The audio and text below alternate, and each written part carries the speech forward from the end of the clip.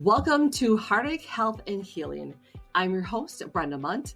I started this podcast to share my journey after losing my husband, and it became a space for exploring how we can all heal, grow, and live more radiant lives.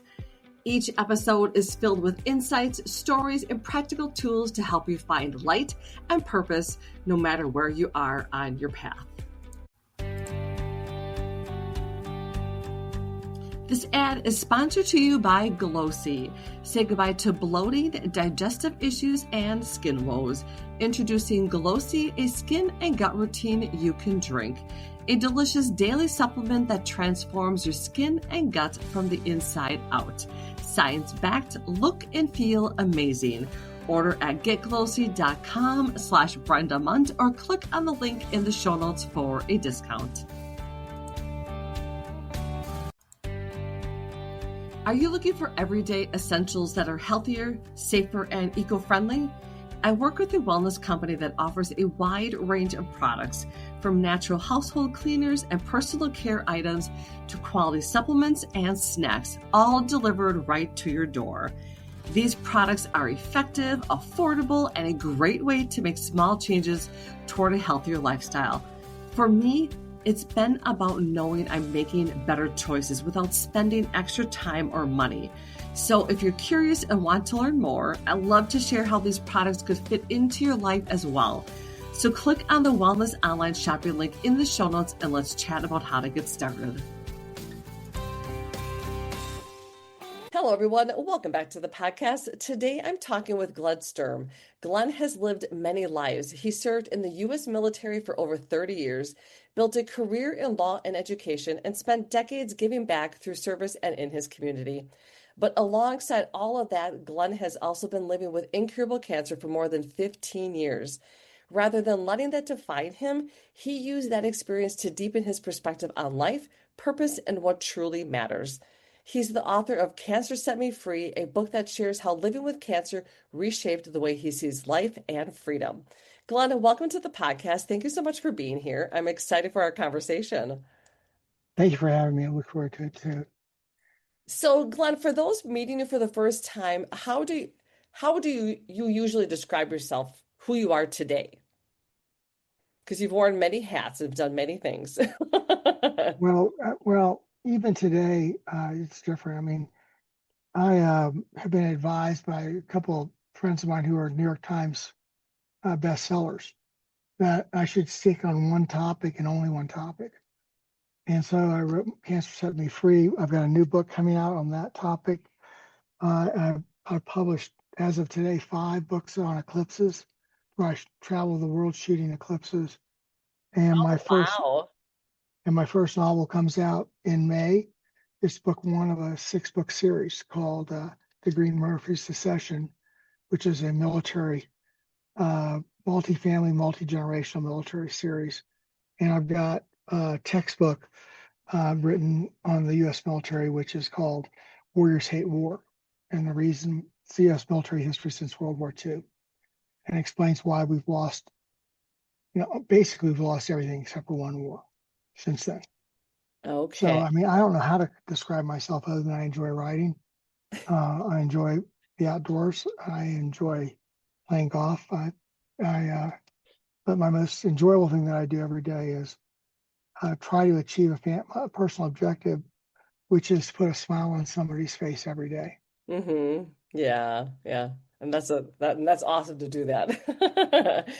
So you lived many different chapters. Like I said, you had the military service, the law, teaching, writing. So what feels most central to you, to who you are?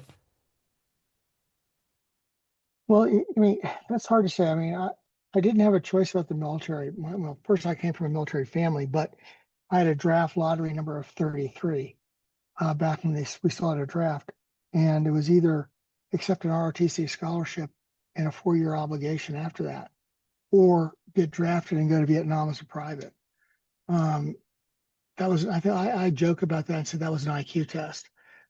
Because if you go as a private versus going as, if the war was still going on, as a commissioned officer, it's a lot different approach. And so I took the ROTC scholarship and went on active duty. And I would not have done that, would not have gone in the military if it hadn't been for the draft. And it turned Mhm. out it was one of those fortuitous things that happened that was wonderful. I loved commanding. I loved learning. I'm very curious. And so it was just a wonderful experience. At the end of 4 years, I had 3 years as a company commander, which was very unusual. I started command as a second lieutenant. Mhm. And I would have stayed in, but the Army made that decision easy because they wouldn't let me command anymore until I was a major. So that was like forever. That was like 9 years. And I said, nope, I'm not doing that. So I got out. And while I was on active duty, I had done well enough on my graduate exams that the Army paid for my master's degree. And so I got out and went into business and got promoted 4 times in 2 years. Oh, And each wow. one of those times every one of those involved a relocation. And my last job, I was, basically running the operations for 4 divisions of our company for the Southwest United States. And I always wanted to own my own business. And so I quit and went to law school, which everybody thought was nuts. And in some regards it was, but thank Mhm. goodness for the Army again, because I had done some things in the Army and created some stuff that they couldn't figure out how to maintain. And it was software. And so the whole time I was in law school, every minute I wasn't in law school, the Army had me on active duty. So between the GI Bill and those days on active duty, it was pretty easy financially. So when I got out of law school, it was coming towards the end, and there's some funny stories about what happened. But I ended up, one of the top, 3 students in the class of 400, and so I had basically my choice of where to go to work. And I picked a firm in Atlanta that was out of California. Um, I made partner in a law firm 2 years and a bit after I graduated, which was highly unusual. Wow, nice. And 5 years out of law school, I was the corporate chairman of the firm. Wow. And and I was responsible for opening our Boston office, our Washington D.C. office, and then laying the groundwork to open in New York City. Um, and I was the corporate chairman of the firm. So, and when I wasn't the corporate chairman, I was always on the firm's executive committee, which ran the firm. It's like the board of directors, but we all had operating responsibilities. So, even when I was doing that, I was staying in the reserves. So, I just really enjoyed the military aspect of it. I loved commanding, and then when I got more senior, I loved problem solving. And so that's basically what we did. As a lawyer, that's what we did. And we had a mission statement that's kind of unusual, but is we provided creative business solutions to complex problems and added value in the process. So the word law is not in there. We just solved problems for folks. Now we did transactions, like we took a bunch of companies public and did big M&A deals and all those things. I was more transactional than operational in what I did, but my team did all those things, and it was a great organization.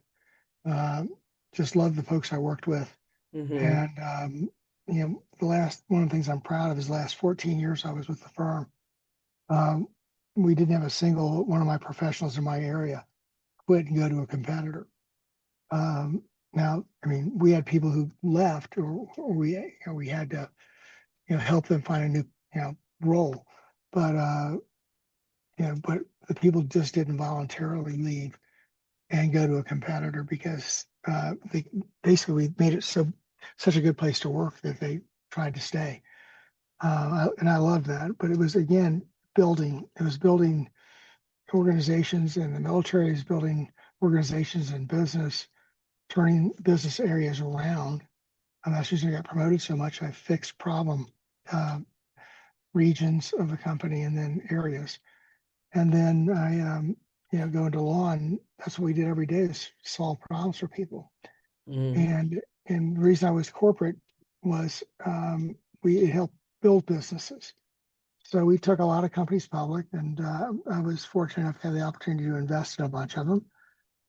And the normal rule about you invest in startups 8 out of 10 will fail is probably correct, but um, we did pretty well with those. And so when I got cancer and was not able to continue to practice law, I was 54 years old at the peak of my career.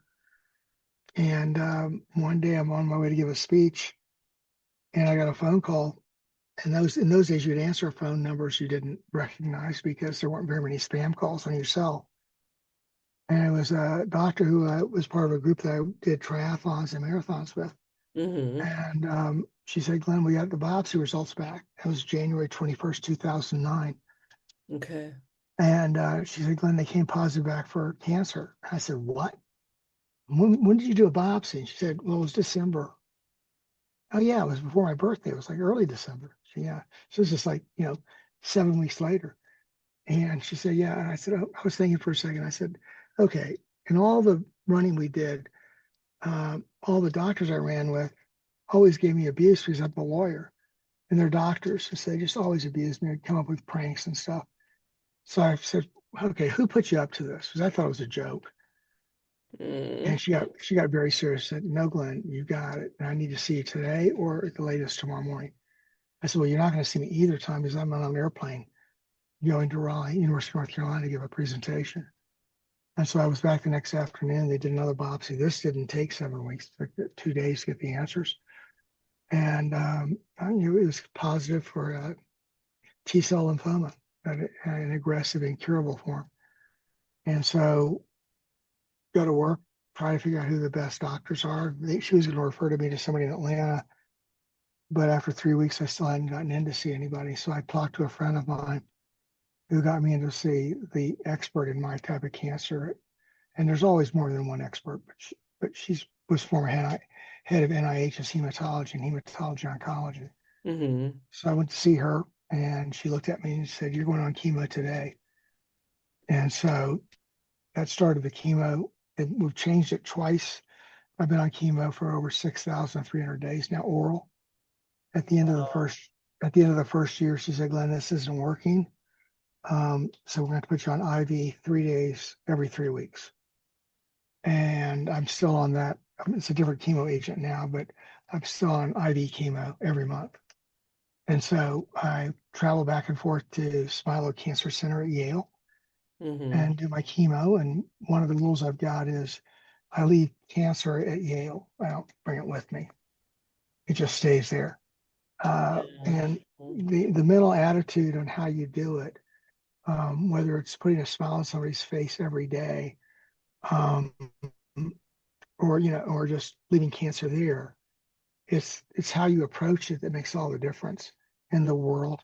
Um, and there are all sorts of funny things that come up.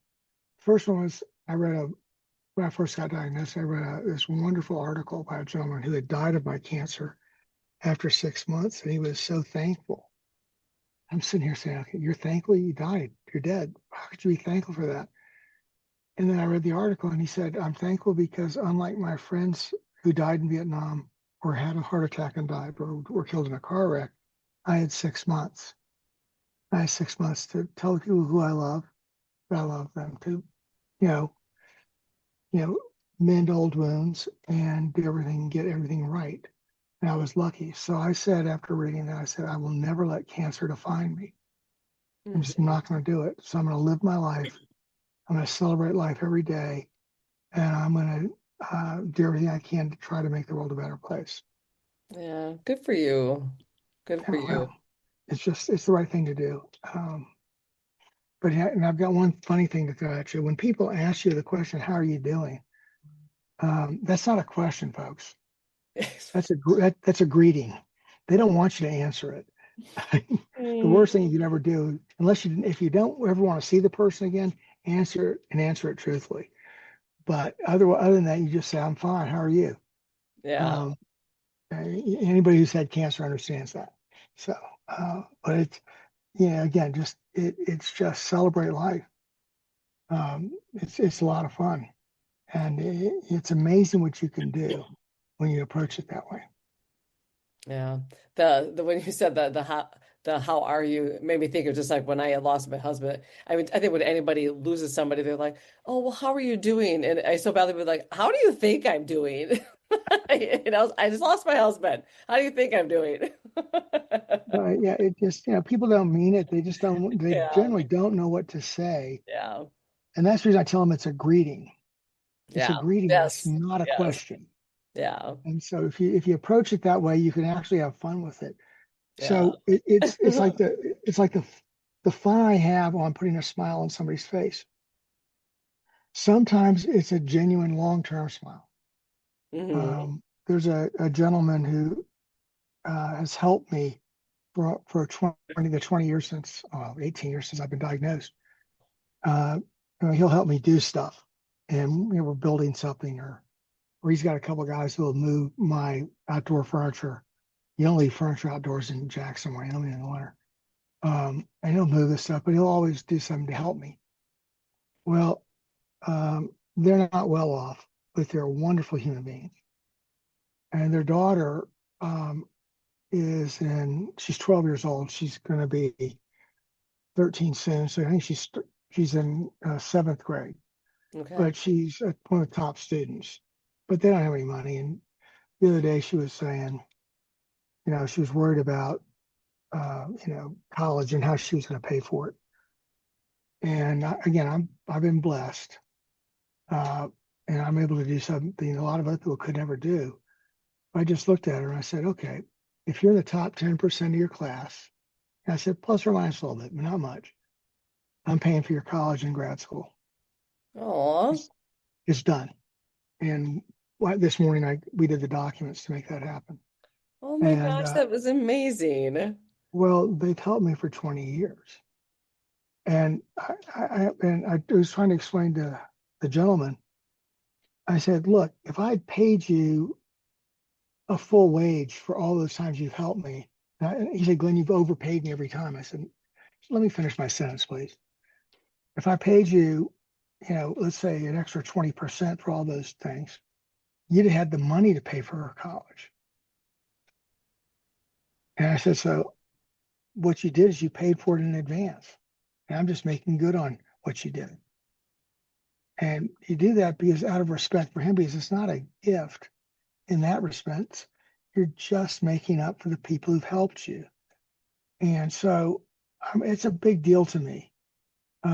So last fall, I had a spine tumor on L3, and I couldn't get to the cancer center in December. Well, for 14 straight years until last December, every year I had signed and framed a picture that I created. And it's called the Cancer Collection. Okay. And there are 10 pictures in it. And every employee of Smile 07 and anybody who's worked with me that previous year at the hospital gets a signed copy of it. It starts at the janitors at the lowest level. They get their pictures first, and then it goes up. And, you know, if the picture you want's gone, I have extras with me. I'll sign it and just switch the picture in the frame. But Hmm. it's a way of saying thank you. But it comes back. So the best days of the year for me are when I'm at the hospital and somebody will run up to me and show me an iPhone picture or one of the Google cameras pictures of their living room or the dining room when they've got 10 pictures of mine hanging over their sofa or in their dining room. Aw. And it just changes my life. And um, and then there are other things. You look for nuggets to help these wonderful people. Hmm. Well, my dad was an Army officer. He was commissioned at 18, or just where he was 19. Maybe he was 19 when he took command of his first unit. But he was in World War II during the Battle of the Bulge. Dad was a company commander at 19 years old, leading 200 guys in combat. And the battalion headquarters was wiped out. And Dad turned out to be the senior officer in the unit at that time. So at 19, he proceeds to become a battalion commander as a first lieutenant. It's next man up, next person up. I mean, that's the way it works. If you're the senior person, you get the job. Well, that's because the battalion headquarters had been wiped out in an artillery barrage. So here we are, like this is like 4 years ago, and I had a new nurse doing my infusion, and we started talking about military stuff. She knew I was in the military for a Hmm. long time, active in reserves, and she said, yeah, hadn't met her dad, except for a brief period when she was first born, because her dad was a colonel, had been battalion commander in the Battle of Bulge, had been killed. And I'm sitting here saying, okay, this sounds too familiar. So I didn't say anything about it, but I went home that night and did my research. Hmm. And there's a history book. There's actually 100 plus volumes of it. It's called the U.S. Army History of World War II. And one of the volumes is on the Battle of Bulge. And so I got the book and looked up her dad. And lo and behold, her dad died, and my dad took over command for him after he died. Oh my gosh. So I got a copy of the book, a brand new. I mean, and these are hard to get, but they're not expensive. They're just hard. It takes time to find them. I got a brand new copy of the book for her. And the next time I went back to the infusion center, I had tabbed where that event had happened, and I tabbed a couple other places where her dad had been mentioned, Hmm. and I gave her the book, and it cost me $40. Okay, well, it costs time too, but $40. She then 3 weeks later, she comes back and says, "My son and I have studied this book completely." And yeah, she said it's one of the greatest gifts I've ever had. And so it was one of the greatest gifts I ever received too, was to see what a nugget that she had just mentioned that I listened to, and I was able to do something nice for somebody that made their day easier. She makes my day easier every time I'm there. Hmm. Hmm. Okay, so I don't know what kind of chemo if you were on any, but I mean, there's the anti-nausea pills are not the most enjoyable, and I really didn't like them. Uh, so one day she brought in these ginger little like hard rock candies. She Hmm. said, "Glenn, I know you don't like the anti-nausea stuff. See if this helps solve the problem." Haven't had to take one since then. Okay, so it goes around, and we don't thank the caregivers enough, especially the family-based caregivers, because the family-based caregivers, they have the worst position of everything because they love you and they want to do stuff for you, but they can't do a lot of things. They can be there, but Hmm. they really can't solve the problem. So what are you doing to help them? Yeah. Yeah. That's critical. I mean, if you do that, I mean, it's shocking uh, how that will mend things. There's a new study out. One of my key pet peeves has been who is studying long term cancer survivors? And why are they long term cancer survivors? Hmm. Well, if you study long term cancer survivors, you're not going to find new drugs very often. Okay, you have new drugs to address an active thing, but if it's maintenance and you're in continue to keep the rest of your life, but why are you living? Well, the first studies have started to come out, and they're saying that there's the proximate cause of having long-term survival for cancer is quality of life. Okay. If you have a high quality of life, you live long. Okay, if you have a poor quality of life, you don't. So that segues into my next book that I'm writing, which hopefully will be out in April. It's too important not to be, Hmm. um, and that is something called multidisciplinary cancer care teams. And this is a methodology of treating cancer that started in Australia and in Europe about 20 years ago. Hmm. And the seminal report on it was published last year in the United States. And it's the Williams and Thompson study where they studied 179 comparative studies involving 56,187 patients. And what they found was that there's a 70% reduction in mortality rates on average. Now, Mm-hmm. some of them are as low as 10 to 12% reduction in mortality, and some are as high as 90 if you have a multidisciplinary approach. So Okay. what does that mean? Well, I'm going to go back and tell my story about it. When I got diagnosed, I was diagnosed, and my middle daughter, who's in the industry, healthcare industry, um, was there, and she talked to my world-renowned uh, oncologist. I didn't even think about asking the question. I didn't think it was relevant. But she asked and was told that I had probably 2.5 years. And I'm in my 18th year of continuous chemo now. So I kind of Wow. beat the odds on that. I But yeah, I would say. well, as a lawyer, when you're doing a big deal, um, you're going to have, I'm an M&A and securities lawyer, but you're going to have tax lawyers. You're going to have all sorts of lawyers. You're going to have ERISA lawyers. You're going to have, I mean, maybe 20 lawyers. I've had deals that we had 40 and 50 lawyers on it. But you have a team because no one person is the expert in all the things. Mm-hmm. Well, when I got cancer, it was pretty evident that I needed a team because that's the way we did everything. So I put my own team together. And some people have speculated that the reason I'm alive today is because I put my team together in 2009 and it still operates today. And if I hadn't put the team together, I would have been practiced with a solo or a siloed based Mm-hmm. practice. Well, with all these wonderful reductions in mortality rates, that's for the multidisciplinary teams. The silo based practices have had no reduction in mortality. Mm-hmm. So, you know, who's on the team? So I'm publishing all this stuff on a simplified level.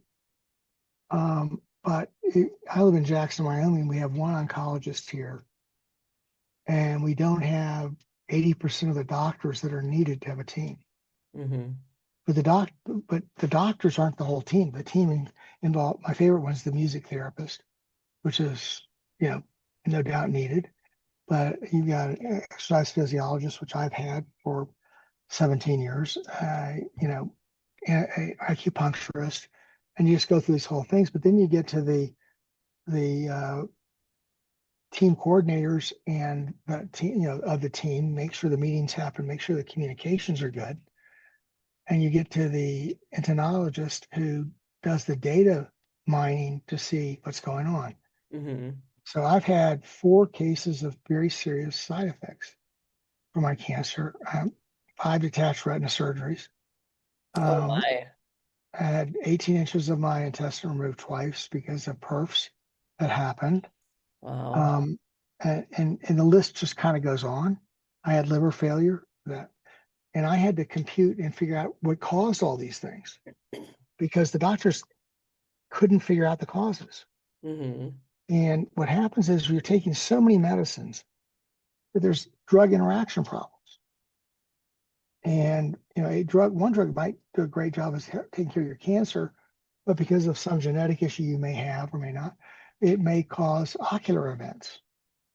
Well, it turns out that 10% of patients with um, you know, systemic chemo, that means chemo for more than several years, Okay. will have a major ocular event like a detached retina or a torn retina.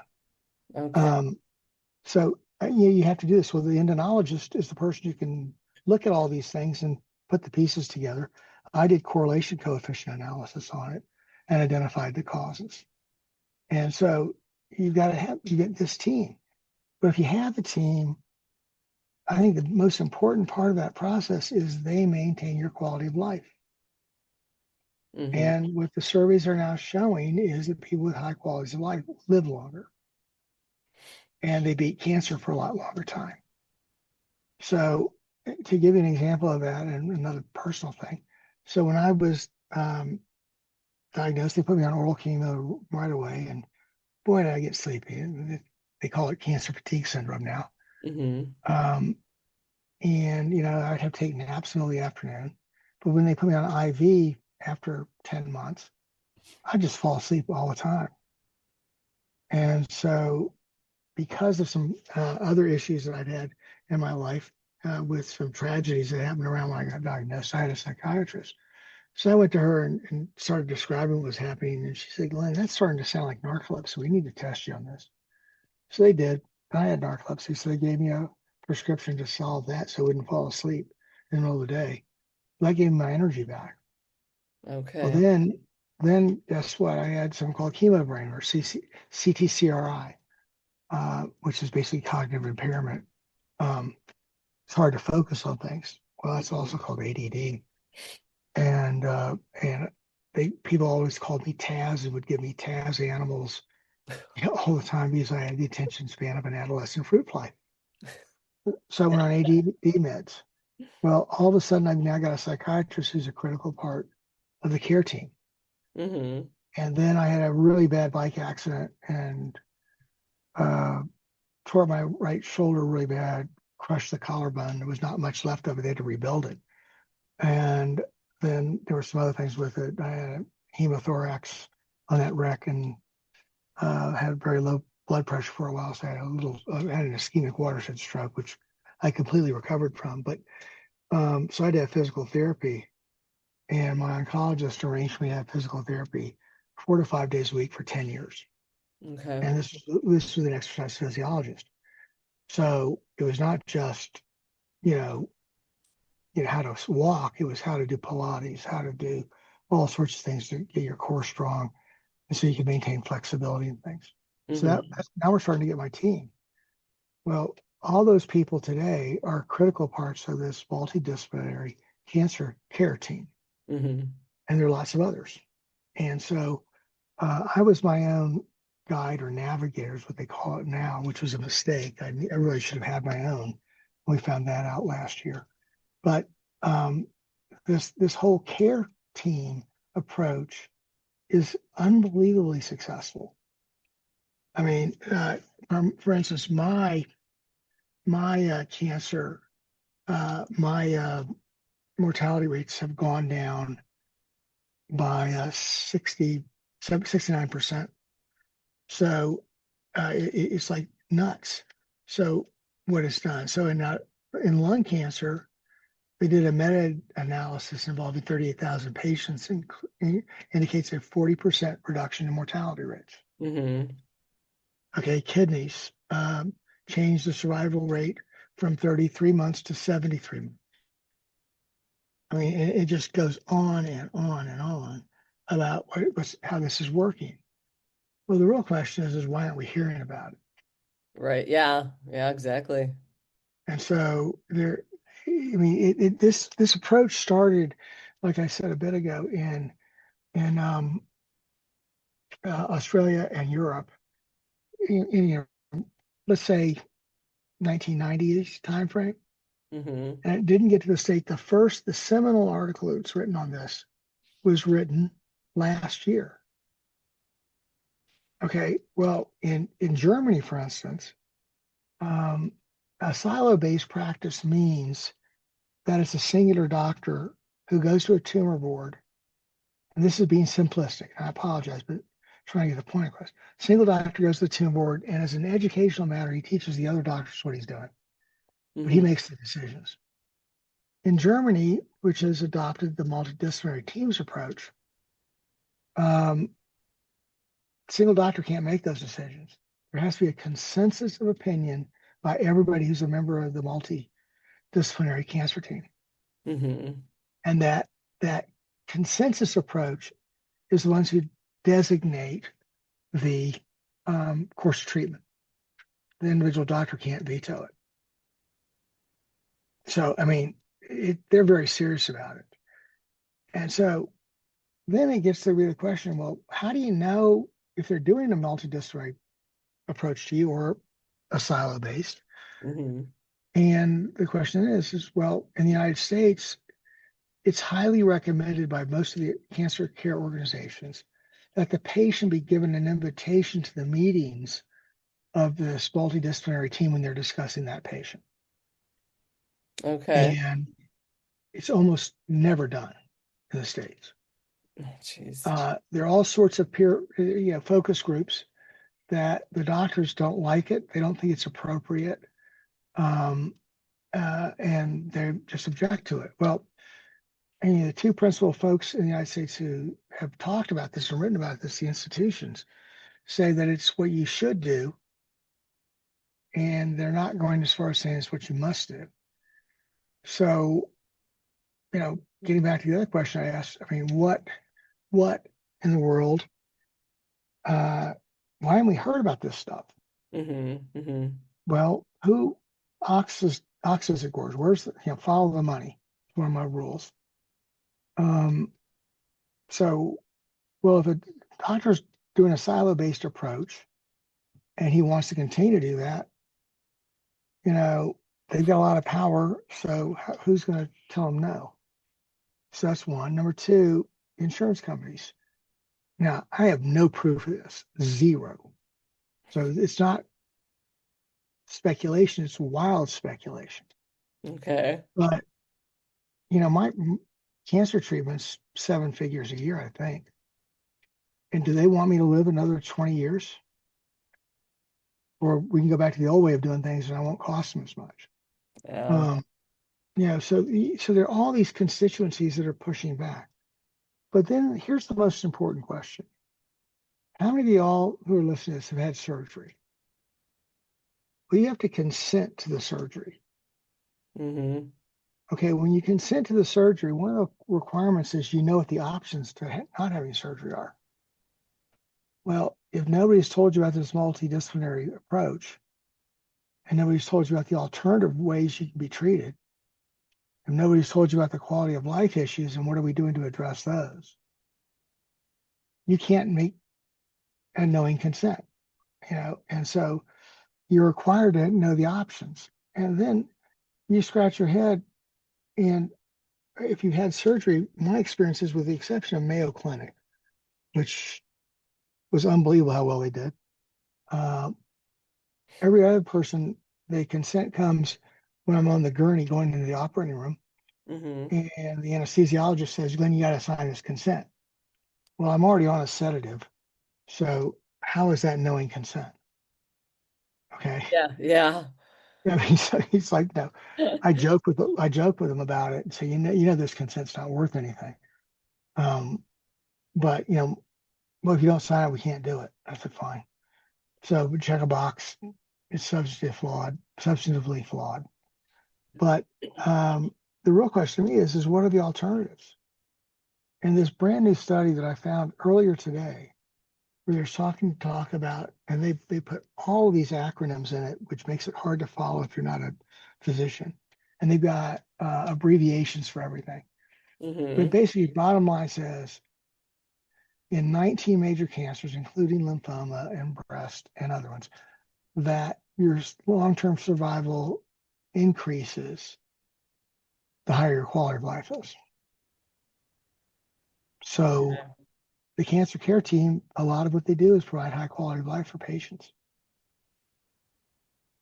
And it's not expensive. I mean, if they put you on a new chemo agent, your cost of that medicine is just staggering. It could be $30,000, $40,000 a month. Every piece of daily pills. Well, what does it cost to have an acupuncturist once a week, or a exercise physiologist, or a music therapist, or anybody work with you occasionally? Yeah.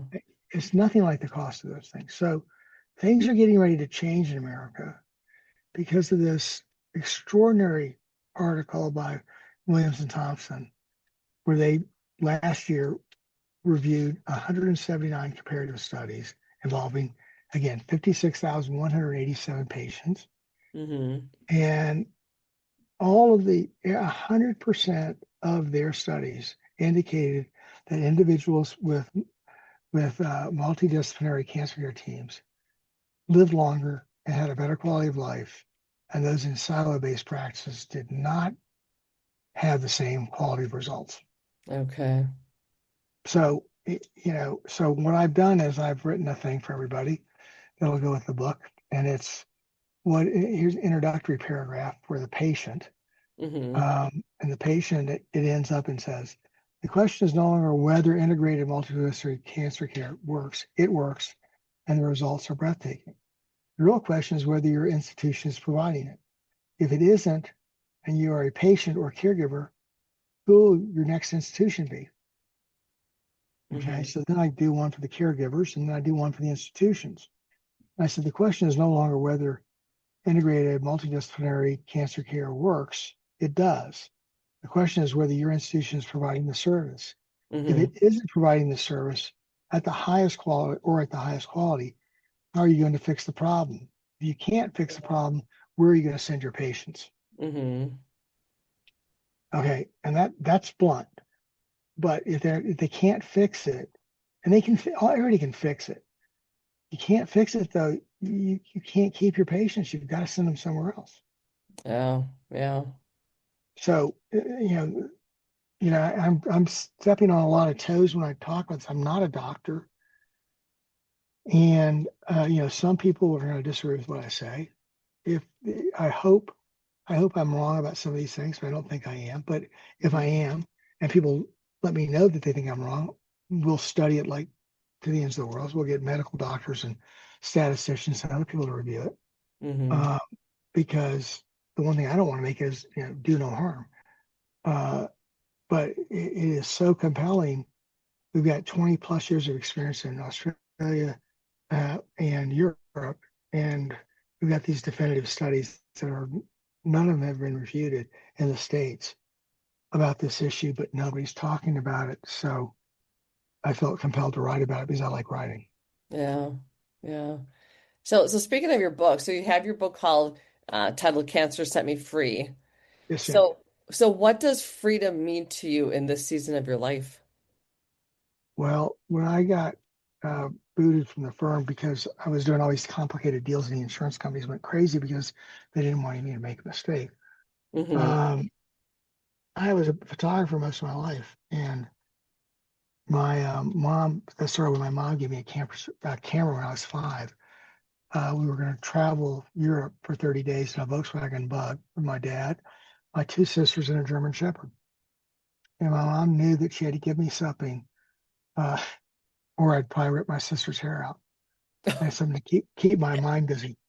So I started taking pictures. And so the first thing that happened when that happened was I was able to re-engage with photography in a big way, and which turned into eclipse photography all over the world.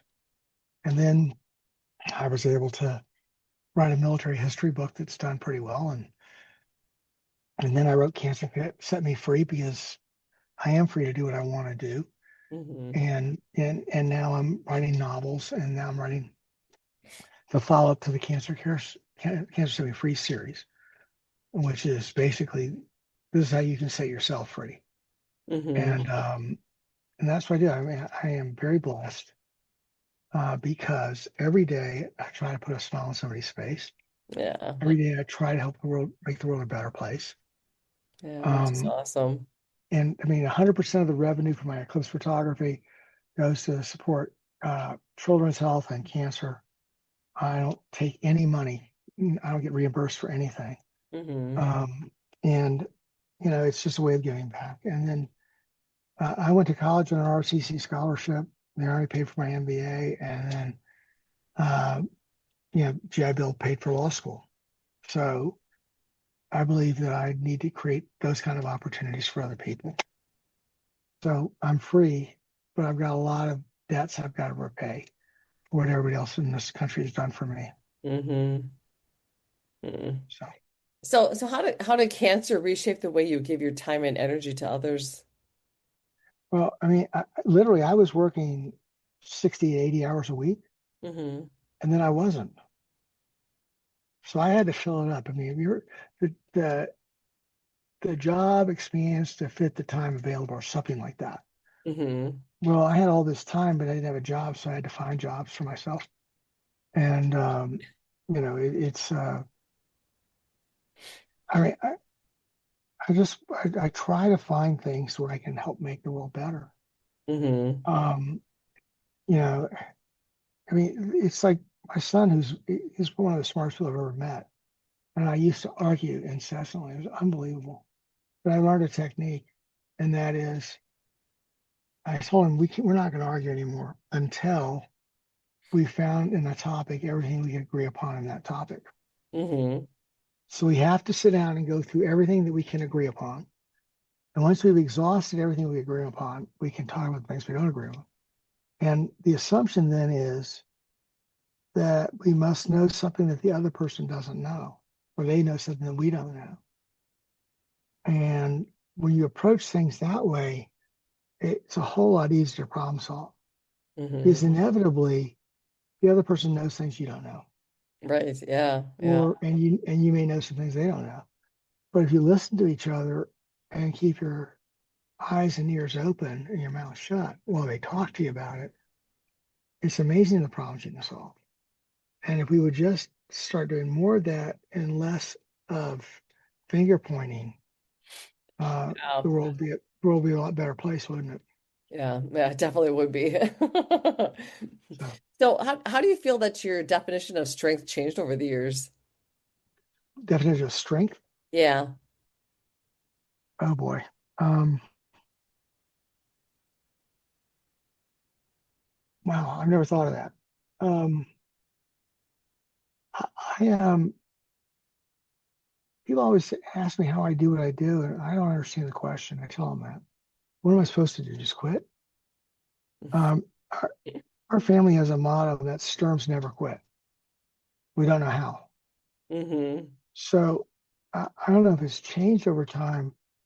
The facts that I deal with have changed, Okay. but what my dad and mom taught me were just unbelievable. I mean, my mom was a colonel's wife, and it was so funny. We moved to Washington D.C. This is hilarious. What I did.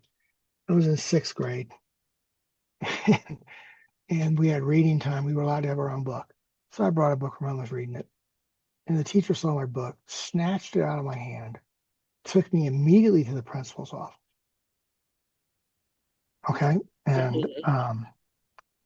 anyway, so my mom is called, and she comes in there about 30 minutes later.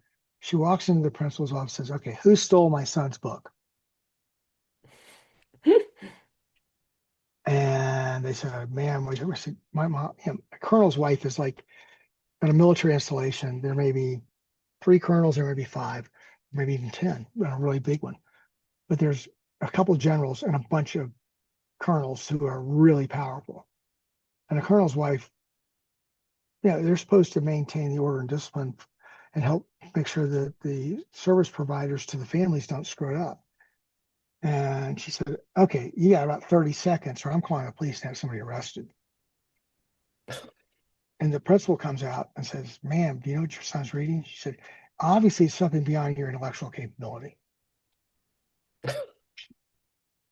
And she said, "Look, you got another 30 seconds to agree to escort my son back to his classroom, apologize to him in front of the entire class, and then return his book to him, or we'll get the military involved with this immediately."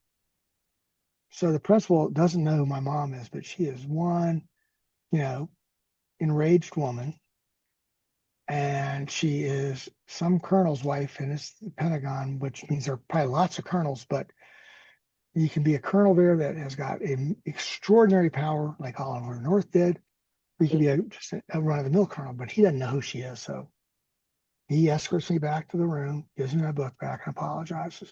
I sit down, start reading my book again. Well, that night I got home, and my mom said, "Okay, what were you reading?" I said, "A book." She said, "Glenn, what was the book?" I said, "Rosemary's Baby." And back in those days, that was so scandalous. And my mom just looked at me and said, "You just did that for effect, didn't you?" I said, they said we could read anything, so I thought I was taking them at their word. And she just shook her head and laughed and said, "Okay, Glenn." So, but my mom was there to support me, and to make sure that people didn't take advantage of me. Mm-hmm. And that was a special mom. And the other story I had the privilege of telling my daughter about recently, because my grandson is 6 and just turned 6, and he lost his dog. He was old age. He was 3 times my grandson's age. And I said, Beth, go find your son a dog today. She said, Dad, that's ridiculous. I said, Beth, I'll find him one if you can't. I know exactly what kind of dog it is. She said, Dad, just give it a rest.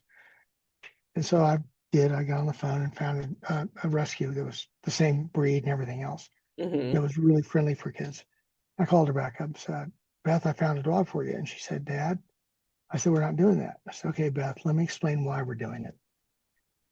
I said, when my dad was a regimental commander, he had the chief of staff of the Army in meeting with my dad in his unit.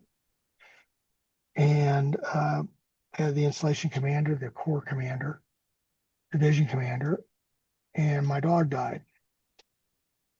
And my mom called my dad, and my dad excused himself from the meetings Mm-hmm. and left all those bigwigs and came home and got me and got me my puppy that day. Mm-hmm. And it's something I'll never forget. And it was here's a guy who started out as a private, ended up as a senior officer in the Army in the Infantry Hall of Fame, extraordinary person. And his son, his only son, was that important to him that he would offend the highest ranking people in the U.S. Army if that offended them, that he didn't care. Mm-hmm. But he was going to take care of his son. And so I told her that. And so my daughter went and got my grandson his dog that day. And his name is Sonny. Wow. And Sonny, her name is Sonny, but she's a Saint Bernard Doodle. And Bernard Doodle. yeah, 100, almost 125 pounds fully grown. And she sleeps in the same bed with my grandson. And there's something else I was taught that goes along with these other things about putting a smile on people's face is how do children spell love? And this is a trick question. It's really simple though. It's Time. Oh. It's not quality time, it's quantity. All they really want is you. And if you're there for them, they will always be there for you. Mm. And so that was something I taught my daughter. And now my grandson knows that. And when he has children, I'm sure he'll remember it because it's just a special thing. And it goes back to the Sturms never quit. We don't know how to. We only know how to solve problems. And we solve them as quickly as we can at the highest quality possible. Yeah. So, but we don't know how to quit. Yeah. Yeah. Huh. Oh, we're actually almost coming up on an hour already, so we need to start wrapping it up. But what do you hope readers take away from your book? Well, the new book, I hope they'll get educated. I hope they'll ask questions. I hope they'll go to their doctors and say, okay, explain this to me and explain me why you're not doing this. Mm-hmm. Mm-hmm. Okay, because the more educated people are, the more they can control their future. Yeah. Yeah. And I agree. I agree. We need to be And advocates for our own health. well, absolutely. And so one of the things I've said in these things is that if there is not a team where you are, you have to build your own team. Mm-hmm. I didn't know about this concept when I built my team. It was just my nature to build teams to solve problems. Mm-hmm. And the art of team building is something that we don't talk about enough, but we can't do any of this by ourselves. Yeah. Okay, well, quitting and team building are completely antithetical to each other because you're not quitting when you're building a team. You're actually solving the problem, and Mm-hmm. you're making yourself successful. So, but you can't do it alone. Yeah. You need a team. And Yeah. so I hope they learn that, and I hope they learn to ask questions. And I'm giving them the 2 questions to ask when they do it. And one of the things that we're doing with the book, which is interesting, I hope it's interesting, I hope people like it, is, everybody knows what I think today, most people know what QR codes are. Mm-hmm. Well, in my book are all these memos, and I'll describe things and explain what happened to me and, how I solve the problem and stuff. But then there'll be a QR code. So here's a list of all the people you may have a need for in an integrated team. Oh, wow. Right? Nice. Here's a QR code. Who makes the decision? What does informed consent mean? And there's a memo on that. And there'll be about 30 memos. And the reason I did that was I don't want to put it in the book because I want you able to print it off and write it and take notes on it and edit it. So I do that with my military history books because I've got original source documents I put the QR codes with. And in this case, I've written the memos myself and I've had other people review them. But, please ask questions. Yeah. And, Yeah, definitely. and so, again, I was told I had 2.5 years. My daughter was told, I wasn't told. I learned about this 18 months ago. But now the new statistics for me say I've got another 30 years before my cancer should get me. Well, that ain't going to happen for several reasons. I'm too old to last another 30. But that means cancer won't get me. It means I beat cancer. Yeah. So, but celebrate life. Try to put a smile on somebody's face. Remember, you can't change history, giving up hope for a better yesterday, but you can change the future. Right. And you can make a huge difference in somebody else's life by doing something small. Yeah. Looking for that nugget, looking for something that means a lot to them. Yeah.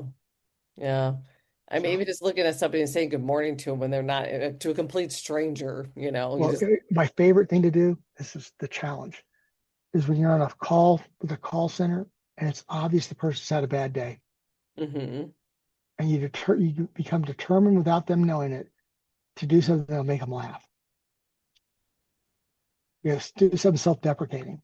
Mm-hmm. Okay, but make them laugh because that changes their day. Yeah. And when you change a person's life, you're changing humanity. Yeah. Oh, definitely. Yeah. Glenn, thank you so much for sharing your story and your journey with us. I greatly appreciate it. So where can listeners learn more about the work that you do or connect with your writing? Well, it's Glenn, GlennSturm.com, Okay. GlennSturm.com. And if you see something you think I've made a mistake on, it's really important to me that you go to info@GlennSturm.com, send the thing in. They'll make sure I get it immediately. And, please have a way I can contact you back. It might be surprising you might get a phone call from me very quickly. Okay. Yeah, and It's I'll be just sure important to me. that's awesome. I will be sure to put any links that you want me to share. I'll put those in the show notes so everybody has easy access to them. That's great. Thank you so much. Glenn, thank you so much for spending time with myself and the audience. Everybody, thank you so much for listening. And until next time, from my heart to yours. Thank you for listening. If you're enjoying my podcast, I would love it if you'd follow, leave a 5-star review, or subscribe. And definitely please share with anyone that you think would enjoy my podcast. And I would love to connect with you. You can find me on Instagram, Facebook, and LinkedIn, and all the links are in the show notes. And if you'd like to be on my podcast, or if you have any questions for me, or if you have a topic that you'd like me to talk about, please send me a direct message. I enjoy connecting with my followers. Thank you so much for listening.